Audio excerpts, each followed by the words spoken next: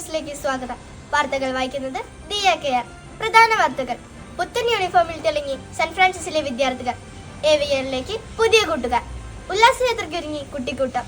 അരുവിയുടെ crystal jubilee സെലിബ്രേഷനിൽ പങ്കാളികളായി കുരുന്നുകൾ. വാർത്തകൾ വിശദമായി. ബുധനാഴ്ചകളിലിടാൻ PTA നിർദ്ദേശപ്രകാരം സ്പെഷ്യൽ യൂണിഫോമായി പുതിയൊരു ടീഷർട്ട് ലഭിച്ച സന്തോഷത്തിലാണ് സെന്റ് ഫ്രാൻസിസിലെ വിദ്യാർത്ഥികൾ.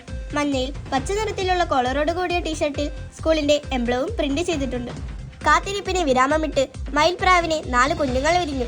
മുയലമ്മയ്ക്ക് 6 മുയൽക്കുട്ടന്മാർ കൂടിയായപ്പോൾ അവരെ കാണാൻ കുട്ടിപ്പട്ടാളങ്ങളുടെ തിരക്കാണ് ഏവിയറിയിൽ. പ്രാവിൻ മുട്ട വിരിയുന്നതും കാത്ത് നാളെണ്ണി കാത്തിരിക്കുകയായിരുന്നു കൂട്ടുകാർ. സ്കൂളിലെ മുഴുവൻ വിദ്യാർത്ഥികളെയും പങ്കെടുപ്പിച്ചുകൊണ്ടുള്ള പഠനയാത്ര ഈ ആഴ്ച 4-6 തീയതികളിലായി നടക്കും. ഈ വർഷം മലമ്പുഴ ഫാന്റസി പാർക്ക് കൂടി ഉൾപ്പെടുത്തി 250 രൂപ മാത്രമാണ് കുട്ടികളിൽ നിന്ന് കൈപ്പറ്റുന്നത്.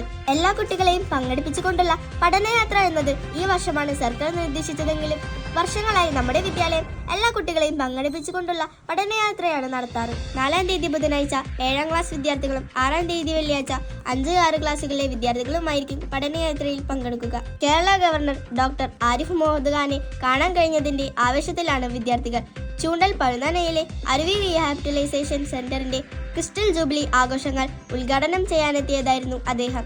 വാർത്തകൾ സമാപിച്ചു. നന്ദി, നമസ്കാരം.